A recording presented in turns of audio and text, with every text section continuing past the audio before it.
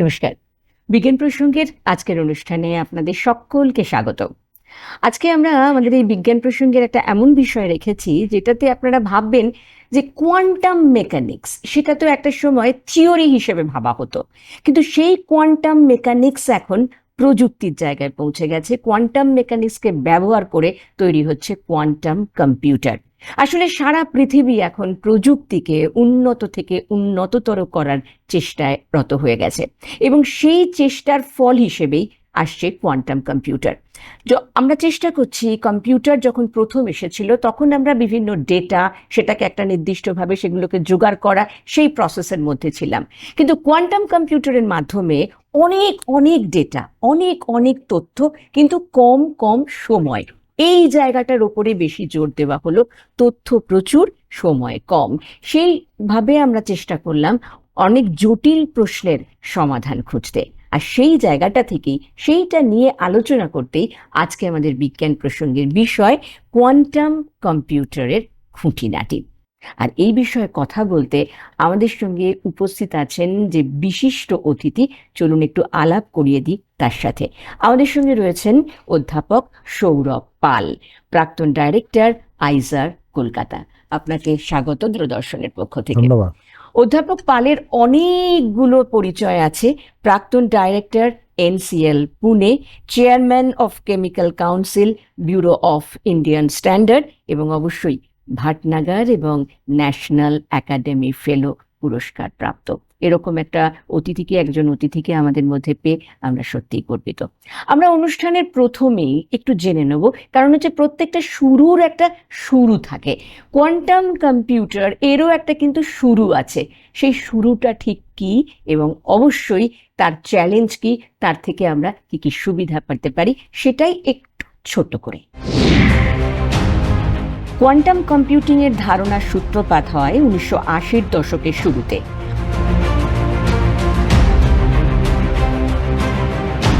1981 সালে পদার্থবিজ্ঞানী Richard Feynman প্রথম প্রস্তাব করেন যে প্রকৃতির কোয়ান্টাম ঘটনাগুলিকে সঠিকভাবে অনুকরণ করতে হলে কোয়ান্টাম নীতিতে পরিচালিত কম্পিউটার প্রয়োজন। পরে 1985 সালে ডেভিড ডয়েচ একটি ইউনিভার্সাল কোয়ান্টাম কম্পিউটারের তাত্ত্বিক মডেল উপস্থাপন করেন।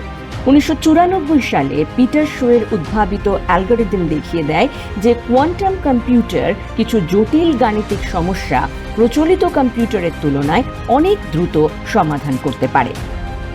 প্রচলিত কম্পিউটারে তথ্যের ক্ষুদ্রতম একক হলো বিট, যার মান হয় 0 অথবা 1, কিন্তু কোয়ান্টাম কম্পিউটারে ব্যবহৃত হয় কোয়ান্টাম বিট বা কিউবিট। কিউবিটের বিশেষ বৈশিষ্ট্য হলো এটি সুপারপজিশনের কারণে একই সময় 0 এবং 1 উভয় অবস্থার সমন্বয়ে থাকতে পারে। একাধিক কিউবিট অনেক দূরে দূরে অবস্থান করলেও এনট্যাঙ্গেলমেন্টের মাধ্যমে পরস্পরের সঙ্গে যুক্ত হতে পারে। সুপারপজিশন এবং এনট্যাঙ্গেলমেন্টের সমন্বয়ে কোয়ান্টাম কম্পিউটার একই সঙ্গে বিপুল সংখ্যক সম্ভাব্য সমাধান বিশ্লেষণ করতে পারে। এই কারণেই নির্দিষ্ট ধরনের জটিল সমস্যা, যেমন ওষুধ আবিষ্কার এবং জটিল রোগের চিকিৎসা গবেষণায়, শিল্প, পরিবহন এবং সরবরাহ ব্যবস্থায়, কৃত্রিম বুদ্ধিমত্তা, ক্রিপ্টোগ্রাফি, নির্ভুল আবহাওয়ার পূর্বাভাস দিতে ও জলবায়ু পরিবর্তনের প্রভাব সম্পর্কে উন্নত ধারণা দিতে, এবং মহাকাশ গবেষণায় কোয়ান্টাম কম্পিউটার প্রচলিত কম্পিউটারের তুলনায় অনেক বেশি দক্ষ। একইভাবে অর্থনৈতিক ক্ষেত্রে এবং নবায়নযোগ্য শক্তি প্রযুক্তির উন্নয়নেও কোয়ান্টাম কম্পিউটিং ভবিষ্যতের অন্যতম চালিকা শক্তি হয়ে উঠতে পারে।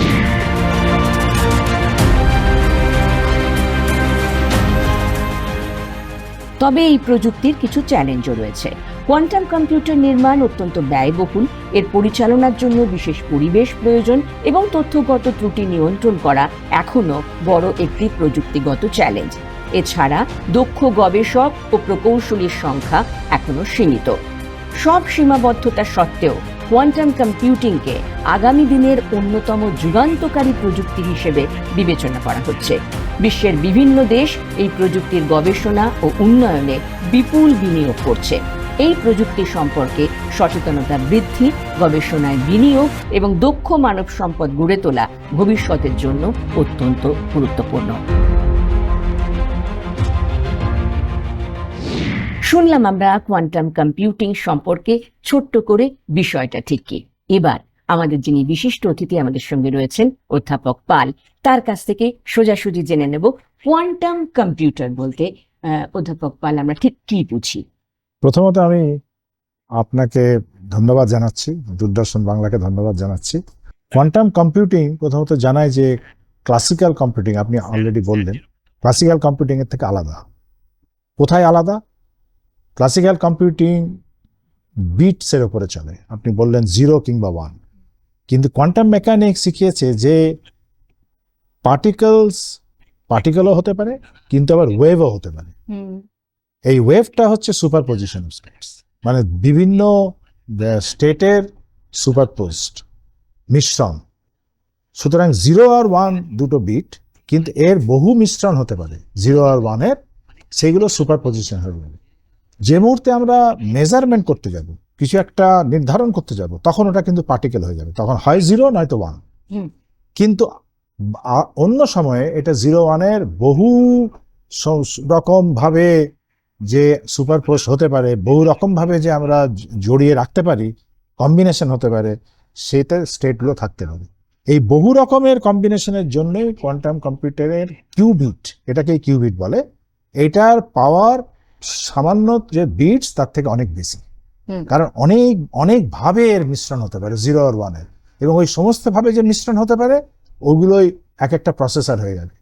এবং কোয়ান্টাম কম্পিউটিং এই জন্য খুবই বলবো যে আপনি যেটা বললেন খুবই পাওয়ারফুল, অনেক কিছু করতে পারবে। এরপরে যেটা আসছে সেটা কোয়ান্টাম কম্পিউটিং আরো খুব ইন্টারেস্টিং জিনিস, সেটা হচ্ছে এন্ট্যাঙ্গেলমেন্ট, যেটা হচ্ছে একটা কিউবিট নয়, একসাথে 2, 3, 4, 5টা কিউবিট নিয়ে 10টা কিউবিট, 100 কিউবিট, 1000 কিউবিট, এটা ভবিষ্যতের ব্যাপার, এখনো পর্যন্ত হয় আমরা করতে পারিনি, নিয়ে একটা কোয়ান্টাম কম্পিউটার করা হবে। এতে একটা এটাকে এন্ট্যাঙ্গল পার্টিকেল বলে কোয়ান্টাম মেকানিক্সে, মানে দুটো পার্টিকেল যখনই একটা মেজার করবেন আরেকটা মেজার হয়ে যাবে। কোয়ান্টাম কম্পিউটারের সবচেয়ে বড় ব্যাপার হচ্ছে যে এই বিটস না হয়ে কিউবিটস হয়ে যাবে। এই কিউবিটস হচ্ছে 0 আর 1 এর সংমিশ্রণ, বিভিন্ন রকমের সংমিশ্রণ, যাতে কিউবিটটাকে আমরা অনেকভাবে কাজে লাগাতে পারি। এবং এই 0 1 এর যেহেতু অনেক রকমের সংমিশ্রণ হয়, তা সেখান থেকেই কোয়ান্টাম কম্পিউটারের পাওয়ারটা তৈরি হয়। 2 নম্বর ব্যাপার হচ্ছে কোয়ান্টাম কম্পিউটারের, সেটা হচ্ছে এন্ট্যাঙ্গেলমেন্ট। মানে হচ্ছে যে দুটো পার্টিকেল যদি একসাথে করে দেওয়া যায়, একটা পার্টিকেলের ইনফরমেশন পেলে আরেকটা পার্টিকেল ইনফরমেশন পাওয়া যাবে, সেটা যত দূরেই থাকুক। এবং কোয়ান্টাম মেকানিক্সের স্পেস টাইমটা কোনো ব্যাপার নয়। এবং এই এন্ট্যাঙ্গেলমেন্টটা অনেকভাবে কাজে লাগানো যাবে। এবং এন্ট্যাঙ্গেলমেন্ট একটা পার্টিকেল থেকে 2টো পার্টিকেল, 3টে পার্টিকেল, 4টে পার্টিকেল, এইভাবে আমরা কিউবিটটাকে বাড়াতে পারি। যদি 100টা পার্টিকেল এন্ট্যাঙ্গেল হয়, তখন আমরা বলবো 100 কিউবিট, 100 কিউবিট। 100 কিউবিটের পাওয়ার অনেক অনেক বেশি। একটা কিউবিটে আপনি দেখতে পাচ্ছেন 0 1 এর সংমিশ্রণে এতগুলো পাওয়ার হচ্ছে। অনেকগুলো কিউবিট থাকলে প্রত্যেকটা 0 1 এর সংমিশ্রণ হবে, যার ফলে অনেক বেশি পাওয়ার হবে। এবং এটাকেই তখন কোয়ান্টাম কম্পিউটারের অ্যাকচুয়ালি যেটা চরম কোয়ান্টাম কম্পিউটার আমরা বলবো, সেটা এর থেকে আসবে, যেখানে অনেকগুলো কিউবিট একসাথে জড়িত হয়ে যাবে, এন্ট্যাঙ্গেলড হয়ে যাবে। ডেটা পাবো সেক্ষেত্রে আমরা অনেক ডেটা আমরা প্রসেস করতে পারবো, কারণ আমাদের কম্পিউটারের পাওয়ারটা অনেক বেড়ে যায়। ঠিক এখানে থেকেই প্রশ্নটা আসছে যে ধরুন একটা সাধারণ কম্পিউটার, আমরা কম্পিউটারকে তো গ্রেড করতে, মানে আরো আপগ্রেডেশন হচ্ছে, যখন আমরা কোয়ান্টাম মেকানিক্সকে ব্যবহার করছি এই মানে কম্পিউটারের ক্ষেত্রে, তো প্রশ্নটা হচ্ছে যে সাধারণ কম্পিউটার এবং এই কোয়ান্টাম কম্পিউটার, এই দুটোর মধ্যে পার্থক্যটা ঠিক কি? পার্থক্যটা হচ্ছে এইখানে যে সাধারণ কম্পিউটার বিটস এর উপরে চলে, হয় 0 নয় 1, কিন্তু কোয়ান্টাম কম্পিউটার কিউবিটস এর উপরে চলে। সম্ভাব্য ব্যাপারটা অনেক বেড়ে যাচ্ছে, কারণ 0 আর 1 এর অনেক রকমের মিশ্রণ হতে পারে, কিছুটা 0 কিছুটা 1, এবং কিছুটা বদল হতে পারে, যার ফলে সম্ভাবনা অনেক বেড়ে যাচ্ছে, যার ফলে ওটা অনেক বেশি ফাস্টার। এই এনট্যাঙ্গেলমেন্ট যেটা হচ্ছে বা এই যে সুপারপজিশন, এই দুটোর জন্য কোয়ান্টাম কম্পিউটারটা প্রয়োগের ক্ষেত্রে কোন কোন জায়গাটাকে আমরা, যেহেতু কোয়ান্টাম কম্পিউটারের পাওয়ার অনেক বেশি, ক্ষমতা অনেক বেশি প্রসেসিং করতে পারে, সুতরাং এমন জিনিস ওরা প্রসেসিং করবে যেটা এখন করা খুবই অসুবিধে, মানে অনেক বড় বড় সুপার কম্পিউটারও করতে পারছে না। ক্লাসিক্যাল সুপার কম্পিউটার যেটা বলছি সেটাও করতে পারছে না। তো ধরা যাক আমি কেমিস্ট্রিতে একটা বলতে চাই, ড্রাগ ডিসকভারিতে প্রচুর ডেটা প্রসেস করতে হয়, আমি আবার পরের দিকে আসবো, বায়োলজিতে তো বিগ ডেটা অ্যানালিসিস, সেখানে কোয়ান্টাম কম্পিউটার প্রচুর কাজে লাগবে। স্পেস টেকনোলজি, সেখানে কোয়ান্টাম কম্পিউটার প্রচুর কাজে লাগবে। কোয়ান্টাম ক্রিপ্টোগ্রাফি এখন খুব ইম্পর্টেন্ট জিনিস। ক্রিপ্টোগ্রাফিতে এন্ট্যাঙ্গেলমেন্টটা ইউজ করা হয়, এবং এই এন্ট্যাঙ্গেলমেন্টটা জন্য যারা হ্যাকার তারা কিন্তু এটা ব্রেকও করে ফেলতে পারে, যেখানে সাইবার সিকিউরিটির একটা প্রবলেম আছে। কিন্তু আবার কোয়ান্টাম এন্ট্যাঙ্গেলমেন্টই আবার এমনভাবে ইউজ করা হবে যাতে হ্যাকাররা বেশি দূর পর্যন্ত যেতে না পারে, যার ফলে এটা খুব ইন্টারেস্টিং ব্যাপার। মানে সাইবার নিরাপত্তার জায়গাটায়। তারপরে আরেকটা ইম্পর্টেন্ট জিনিস হচ্ছে কোয়ান্টাম সেন্সর টেকনোলজি। আপনি জানেন প্রিসিশনের উপরে ডিপেন্ড করে। প্রিসিশন মানে কতটা প্রিসাইসলি মেজার করতে পারি। এই প্রিসিশনের জন্য অ্যাকিউরেসি লাগে, এবং খুব অ্যাকিউরেটলি মেজার করতে হয়, যার জন্য খুব পাওয়ারফুল কম্পিউটার লাগতো। এখন কোয়ান্টাম কম্পিউটার সেই জায়গাটা নিয়ে নিতে পারে, নিয়ে কোয়ান্টাম সেন্সর, খুব ভালো কোয়ান্টাম সেন্সর ডেভেলপ করার একটা প্রয়োজন করবে।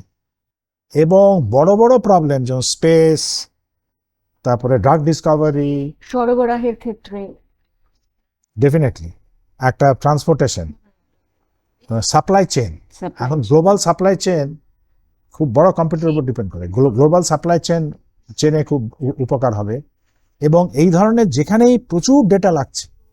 ডেটার কথা যখন বলছেন, আমাদের ধরুন জলবায়ু পরিবর্তন বা এই জায়গাটা আবহাওয়ার একটা পূর্বাভাস দেওয়ার ক্ষেত্রে এখন তো তারা অনেকখানি এই ডেটার উপর নির্ভর করে, সেক্ষেত্রে কোয়ান্টাম কম্পিউটার কতটা হেল্পফুল? সুতরাং নট অনলি ডেটা, মানে ক্লাইমেটে তো ইউজ করা যেতেই পারে, কিন্তু যেখানেই ধরুন একটা কমপ্লেক্স রুটিন আছে, যেখানে একটা রুটিন করতে হবে যে এটা হলে এটা হবে, এটা হলে এটা হবে, কমপ্লেক্স, এটাকে কমপ্লেক্স অপটিমাইজেশন বলি আমরা, সেই সমস্ত জায়গাতে কোয়ান্টাম কম্পিউটিং এসে যাবে।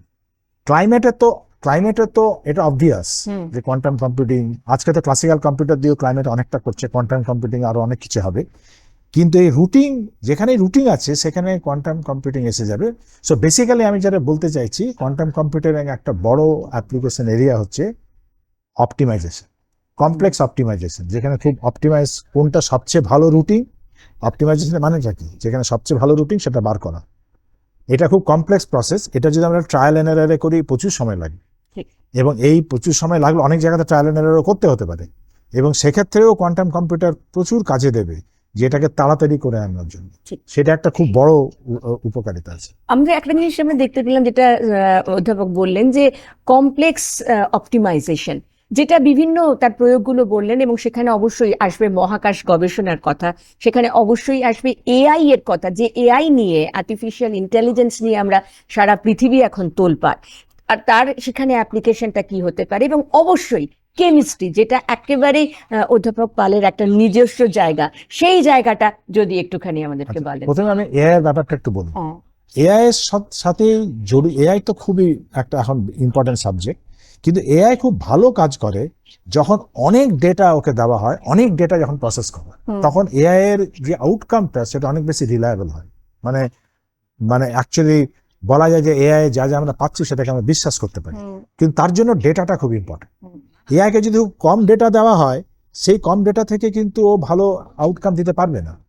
তো ওই বড় ডেটার জন্য কোয়ান্টাম কম্পিউটিং খুব কাজে লেগে। আর্টিফিশিয়াল ইন্টেলিজেন্সকে আরো ইন্টেলিজেন্ট করতে হবে, আরো আপনি বলতে পারেন নির্ভরশীল করে দেবে। আরেকটা হচ্ছে মেশিন লার্নিং হচ্ছে আর্টিফিশিয়াল ইন্টেলিজেন্স সঙ্গে জড়িত। মেশিন লার্নিং কি করে, অনেক ডেটা, যত ডেটা ভালো হবে মেশিন তত ভালোভাবে লার্ন করে। মেশিনকে কি করে, মেশিন লার্নিং মানেটা কি, মেশিনটাকে আমরা শেখাচ্ছি। তো শেখানোর জন্য মেশিনের তো আর নিজের বুদ্ধি দিয়ে আমরা করছি না, কিন্তু মেশিন যে বুদ্ধিটা অর্জন করে সেটা হচ্ছে আমরা যে ডেটা দিচ্ছি সেই ডেটা থেকে মেশিন ওর বুদ্ধি অর্জন করে। যত বেশি ডেটা দিতে পারবো মেশিন তত বুদ্ধিমান হয়ে যাবে। তো এই মেশিন লার্নিং এ একটা বিরাট উপকারিতা হবে কোয়ান্টাম কম্পিউটার। এবার আপনি আমার কেমিস্ট্রি কথা বলছেন। কেমিস্ট্রিতে ডেফিনেটলি একটা হচ্ছে ড্রাগ ডিসকভারি, যেটা আপনাকে বললাম যে ড্রাগ ডিসকভারিতে বহু রকমের ড্রাগ ট্রায়াল এন্ড এরার করছি, লাগছে না, কারণ একটা ড্রাগের বহু জায়গায় চেঞ্জ করতে হয়, কেমিক্যাল মলিকিউলে লিগ্যান্ড চেঞ্জ করতে হয়, একটা পার্শ্ব গ্রুপ চেঞ্জ করতে হয়, তারপরে সেটা বডির যেখানে আমাদের টার্গেট সেখানে যাবে কিনা সেটা দেখতে হয়, কারণ স্পেসিফিসিটি ইজ ভেরি ইম্পর্টেন্ট। তারপরে টক্সিসিটি। তো এতগুলো প্যারামিটার আছে যে ট্রায়াল এন্ড এরার করতে প্রচুর সময় লাগে। আজকে ড্রাগের ডিসকভারিতে সিমুলেশন প্রচন্ডভাবে ইউজ করছেন, আপনি শুনেছেন এত সিমুলেশন। তো কম্পিউটার সিমুলেশন করতেও প্রচুর সময় লাগছে ক্লাসিক্যাল কম্পিউটারে, কারণ এতগুলো জিনিস সার্চ করতে হয়। ঠিক। সেক্ষেত্রে কোয়ান্টাম কম্পিউটার একটা বিরাট উপকার দেবে, যে আমরা তাড়াতাড়ি সার্চ করতে পারি। নতুন নতুন অ্যান্টিবায়োটিক আমরা এখন তৈরি করার চেষ্টা করছি, সেখানে আপনি যদি ভেবে দেখেন অ্যান্টিবায়োটিক্স বহু বছর নতুন কোন অ্যান্টিবায়োটিক্স আসেনি। তো শুধু অ্যান্টিবায়োটিক্স আমি বলবো না, ডিনোভো ড্রাগ ডিসকভারি যেটাকে বলে, নতুন ড্রাগ ডিসকভারি, সেখানে আমরা সিমুলেশনের দ্বারা অনেক কিছু জ্ঞান অর্জন করতে পারি। সেই সিমুলেশনটাকে কোয়ান্টাম কম্পিউটার অনেক তাড়াতাড়ি করে দেবে, টাইমটা অনেকটা কম সময় করে দেবে, যার ফলে আমরা সময় পাবো। এছাড়া কেমিস্ট্রিতে আরেকটা ইম্পর্টেন্ট হচ্ছে ড্রাগ ডিসকভারির মতোই মেটেরিয়াল জেনোমিক্স। মানে মেটেরিয়াল জেনোমিক্স সেটা বুঝি বলি, আজকে এক একটা মেটেরিয়ালকে আমরা ফাংশনাল মেটেরিয়াল বলি। ফাংশনাল মেটেরিয়াল মানে হচ্ছে একটা মেটেরিয়াল একটা কাজ করছে। ধরুন একটা মেটেরিয়াল একটা রিয়াকশনকে তাড়াতাড়ি করিয়ে দিচ্ছে, এটাকে আমরা ক্যাটালিসিস বলি। আরেক ধরনের মেটেরিয়াল আছে তার হয়তো অপটিক্যাল প্রপার্টিস খুব ভালো, যার ফলে সে একটা ধরনের কাজ করছে। আরেকটা মেটেরিয়াল আছে যে হয়তো ব্যাকটেরিয়াগুলোকে তাড়িয়ে দেয়, যেরকম সিলভার ন্যানো পার্টিকেল জলের ব্যাকটেরিয়াকে তাড়িয়ে দিচ্ছে। তো এগুলোকে আমরা বলি ফাংশনাল মেটেরিয়াল। এগুলো কার উপর ডিপেন্ড করে? মেটেরিয়ালের কোন একটা প্রপার্টির উপরে ডিপেন্ড করে। মেটেরিয়ালের প্রপার্টি আবার কার উপরে ডিপেন্ড করে? মেটেরিয়ালের স্ট্রাকচারের উপর ডিপেন্ড করে। তো স্ট্রাকচার, প্রপার্টি, অ্যাক্টিভিটি, এই তিনটে জিনিসকে জড়ানোর জন্য প্রচুর সিমুলেশন করতে হয়, যে কোন স্ট্রাকচার কোন প্রপার্টি দেবে, তার অ্যাক্টিভিটি কে হবে, কি হবে, এবং সেইটা করতে প্রচুর সময় লাগে। এবং এই মেটেরিয়ালের একটা, আমরা যেরকম নর্মালি বায়োলজিতে আমরা জেনম বলি, মেটেরিয়ালের একটা জেনম আছে, জেনমিক্স এখন বলি, সেটা যদি পুরো দিয়ে দেওয়া যায় তাহলে তারপরে এআই বা এমএল দিয়ে কোরিলেশন করা অনেক সুবিধা, তারপরে ম্যাচিং করবে এআই এমএল দিয়ে। প্রথমে কোয়ান্টাম কম্পিউটার দিয়ে আমরা প্রপার একটা ফিজিক্স ইউজ করব, ভালো একটা কম্পিউটেশনাল টেকনিক ইউজ করব, করে আমরা সমস্ত স্ট্রাকচার, প্রপার্টি, অ্যাক্টিভিটি বার করব। এইখান থেকে এবারে এআইএমএল বলে দিতে পারবে এইটার জন্য কি মেটেরিয়াল। সো মেটেরিয়ালস আর ড্রাগ ডিসকভারি দুটো ভেরি ইম্পর্টেন্ট। এছাড়া তৃতীয় একটা আমরা যেটা নিয়ে কাজ করি, ধরুন কোয়ান্টাম মেকানিক্স কি করে, ইলেকট্রনস কিভাবে মুভ করছে, ইলেকট্রনস কিভাবে তার ডেন্সিটি ছড়িয়ে আছে, সেইটা বার করা বড় মলিকুলে বার করার জন্য বিশাল একটা শ্রোডিঙ্গার ইকুয়েশন সলভ করতে হয়, খুব কমপ্লেক্স। ওটাকে শ্রোডিঙ্গার ইকুয়েশনটাকে আমরা H = E বলি। হ্যামিল্টনিয়ানটা খুব বড় হয়ে যায় বড় পার্টিকেলের জন্য।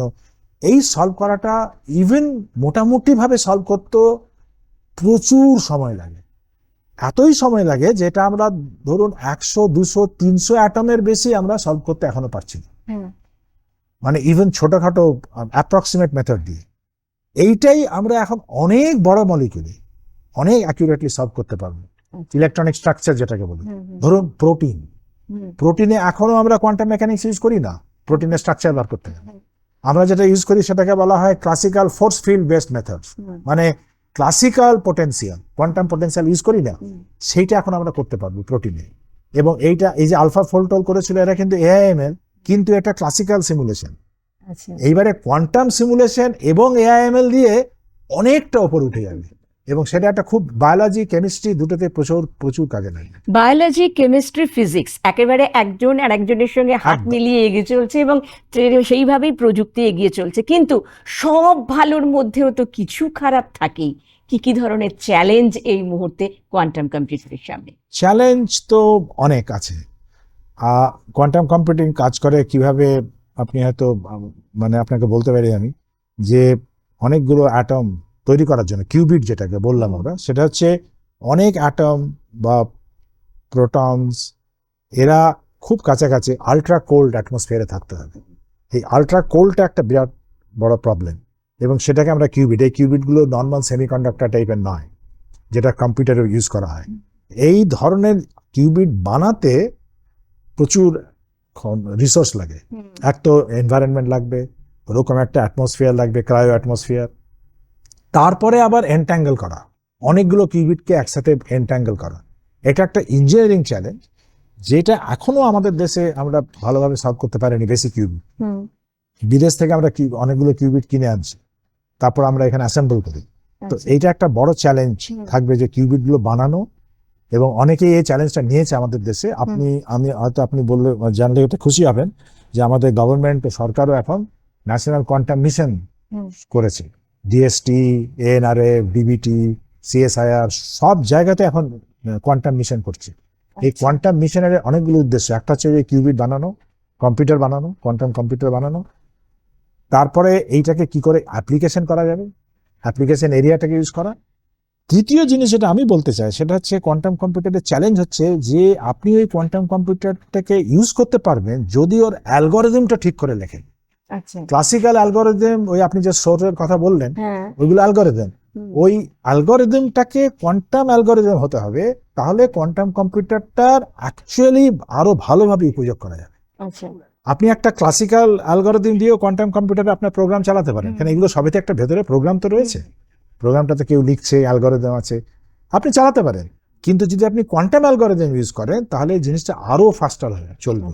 সুতরাং এর অনেকগুলো ব্যাপার আছে। একটা হচ্ছে কোয়ান্টাম কম্পিউটার বানানো, একটা হচ্ছে অ্যাপ্লিকেশন করা, আরেকটা হচ্ছে কোয়ান্টাম অ্যালগরিদম দিয়ে ওটাকে আরো ভালো করে চালানো। এবং এই সমস্তগুলো এখন একটা চ্যালেঞ্জ, এবং এইটা ভারতবর্ষে আমাদের গভর্নমেন্ট এটাকে চ্যালেঞ্জটাকে নিয়েছে। এবং আমি খুবই খুশি যে এই বছরে অনেক কোয়ান্টাম মিশন হচ্ছে। এই বছরে কেন সেটা একটু বলি। কারণ 1925 সালে হাইজেনবার্গ, তারপরে শডিঙ্গার, 25-26-এ কোয়ান্টাম মেকানিক্স রিয়েলি ওদের পেপার থেকে কোয়ান্টাম মেকানিক্স সূত্রপাত হয়। তখনও কেউ বুঝতে পারেনি যে কোয়ান্টাম মেকানিক্স এত টেকনোলজিতে লাগবে। আজকে তার 100 বছর। এই কারণে গোটা পৃথিবীতে এখন 100 ইয়ার্স অফ কোয়ান্টাম মেকানিক্স শুরু হয়েছে। এবং এই কারণে আজকে আপনি এই কোয়ান্টাম মেকানিক্স, কোয়ান্টাম কম্পিউটারের এতটা নাম শুনছেন, কারণ এটা 100 ইয়ার্স হয়েছে বলে। ইনফ্যাক্ট 1927 সালে প্রথম কোয়ান্টাম কেমিস্ট্রি হয়। কেমিস্ট্রি আর ফিজিক্সের মধ্যে তফাৎ হচ্ছে যে কোয়ান্টাম ফিজিক্সটা তো ডেভেলপ করেছিল, কিন্তু ওইটা ইউজ করে প্রথম হাইড্রোজেন মলিকিউল, কেন হাইড্রোজেন মলিকিউল হয় দুটো হাইড্রোজেন অ্যাটম থেকে, সেটা প্রথম ব্যাখ্যা দিয়েছিল হাইটলার আর লন্ডন। এটা হচ্ছে কোয়ান্টাম কেমিস্ট্রির সূত্রপাত। পরের বছরে 100 ইয়ার্স অফ কোয়ান্টাম কেমিস্ট্রি হবে। সত্যেন অবদান কি একটু বলতে পারি? সত্যেন বোস তো ডেফিনেটলি মানে স্ট্যাটিস্টিক্স করেছিলেন, সেটা তো বোস আইনস্টাইন স্ট্যাটিস্টিক্স, যেটা কোয়ান্টাম পার্টিকেলের জন্য। সুতরাং ওই স্ট্যাটিস্টিক্স নিয়ে তো বড় বড় যারা অনেক পার্টিকেল, তাদের সমস্ত আলোচনা হচ্ছে। ডেফিনেটলি বোসের তো অনেকই বোসন যেটা বলি আমরা, সেটা তো বোসের নামে, কিন্তু বোস আইনস্টাইন স্ট্যাটিস্টিক্স তৈরি হয়েছিল। ইনফ্যাক্ট আমি আপনাকে জানাই যে এই দুটো স্ট্যাটিস্টিক্স কোয়ান্টাম মেকানিক্সে খুব ইম্পর্টেন্ট। একটা হচ্ছে ইলেকট্রনের জন্য, সেটা হচ্ছে ফার্মি ডিরাক স্ট্যাটিস্টিক্স, যেটা কেমিস্ট্রিতে ইউজ করা হয়। আরেকটা হচ্ছে বোস পার্টিকেলের জন্য, যেটা বোসনস, ফার্মিয়নস আর বোসনস। আর আরেকটা স্ট্যাটিস্টিক্স ক্লাসিক্যাল মেকানিক্সে পড়ানো হয়, ম্যাক্সওয়েল বোল্টজম্যান স্ট্যাটিস্টিক্স, সেটা তো অন্য ক্লাসিক্যাল স্ট্যাটিস্টিক্স। এখানে আমাদের একটা প্রশ্ন থেকে যায় যে যেটা চ্যালেঞ্জের মধ্যে একটা জায়গা একটুখানি অধ্যাপক পাল বললেন যে পরিবেশ, যেখানে একটা ক্রায়োজেনিক একটা টেম্পারেচার, একটা পরিবেশ রাখতে হয় যেখানে তাপমাত্রা বেশ কম, তো সেই রকম একটা পরিবেশ তৈরি করা তো অনেকটা ব্যয়বহুল, যেটা আপনি বললেনও। কিন্তু আমাদের এই পূর্ব ভারতে এই জায়গা থেকে কোথায় কোথায় এগুলো মানে করছে সেটা যদি এই যে আপনাকে বললাম, এখন বহু জায়গাতে কোয়ান্টাম মিশন নেওয়া হয়েছে, বহু জায়গাতে আইআইটি খড়গপুর, তারপরে SN Bose, national centre for basic science, বহু জায়গাতে এখন কোয়ান্টাম মিশন চলছে। সুতরাং সবাই এই কোয়ান্টাম কম্পিউটার তৈরিতে থাকবে। আমি একটা জায়গা জানি যেখানে এখন মোটামুটি একটা পরিবেশ তৈরি করেছে, যদিও 5 কিউবিট মাত্র, সেটা হচ্ছে আমাদের এই সল্টলেকের কাছে একটা টিসিজি ক্রেস্ট আছে, তার সেখানে আমি নিজে গিয়ে দেখে এসেছি। কিন্তু আমি শিওর এরকম আরো অনেক জায়গা আছে। ভারতবর্ষে যেরকম আইআইএসসি ব্যাঙ্গালোরে ওরা করছে, এবং বহু জায়গাতে হবে, বহু আইআইটিতে এখন করবে। সঙ্গে সঙ্গে কেন্দ্রীয় সরকারের একটা সাহায্য আমরা পাচ্ছি। হ্যাঁ, সাহায্য পাচ্ছি আমরা, দান, ফান্ডিং পাচ্ছি বটেই আমরা। ঠিক ঠিক। আচ্ছা, আমরা এখানে আর একটা প্রশ্ন ভীষণভাবে মানে আমরা বলতে পারি এসেই যায়, সেটা হচ্ছে যে এআই যখন আসছে, যখন আর্টিফিশিয়াল ইন্টেলিজেন্সের ব্যবহার বাড়ছে, তখন সাধারণ মানুষের মধ্যে একটা প্রশ্ন যাচ্ছে যে কর্মসংস্থানের জায়গাটা বোধহয় সংকুচিত হচ্ছে। সুতরাং ভবিষ্যতে আমরা কোয়ান্টাম কম্পিউটিং এই খাতে কি চাকরি বা কেউ যদি তার কেরিয়ার তৈরি করতে চায়, তাহলে কি সেটা একটা পথ খুলে দিচ্ছে, কি বলেন? যখনই কোনো নতুন টেকনোলজি আসে তখন সবাই একটু ভয় পায়। যখন প্রথম একদম কম্পিউটার এসছে তখন মানুষ তো এতদূর অনেক আগে এগিয়ে যাচ্ছে। যখন সিম্পল ডেস্কটপ, ল্যাপটপ এলো, তখনও মানুষ ভয় পেত যে আমাদের চাকরি বোধ হয় কমে যাবে। কিন্তু প্রত্যেকটা নতুন টেকনোলজি আবার নতুন চাকরির ব্যবস্থা করে দেয়, সেটা সবচেয়ে ইম্পর্টেন্ট ব্যাপার। আজকে যখন এআইএমএল এসেছে, তখন ডেফিনেটলি অনেক চাকরি, অনেক কাজ সহজ হয়ে যাবে। কিন্তু এআইএমএল এ তৈরি করার জন্য, সিমুলেশন ঠিকঠাক করার জন্য আবার প্রচুর লোক দরকার।